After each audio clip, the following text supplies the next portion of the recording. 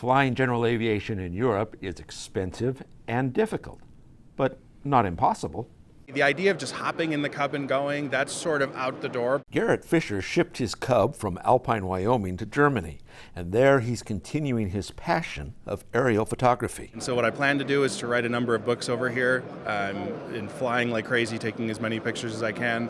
So the focus will be similar in respects. I'll spend a lot of time in the Alps, the glaciers, the peaks over 14,000 feet. In fact, before I left, I spent more money for a Class 1 transponder to go above 15,000 feet. And it certainly costs more to fly in Germany. So far, at my home airport, which is Egelsbach, which is one of the busiest general aviation airports, I pay €7.98, which is a little over $9 per landing fee. That's actually low. I thought that was high. It's a bit low because it's my home field. So far, at other airports, I've been paying between 11 and 15 euros.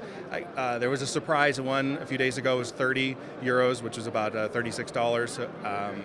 And as far as avgas, that was the real surprise. It's about $10 a gallon. Maintenance can be a challenge as well. It's not a matter of finding just an A&P. You have to find an A&P in Germany that is certified for the model at hand, and then on top of it, the actual repair station has to be certified for the model. So there's a rather large one next door. I walked over and asked, just, hey, can you do some simple check on something? He said, well, we have a guy certified for the PA11, but we're not, so we can't touch it. Garrett is the latest to join our Opinion Leaders blog on AOPA.org. So the plans are to share the story, the good, bad, ugly, the beautiful, all of it.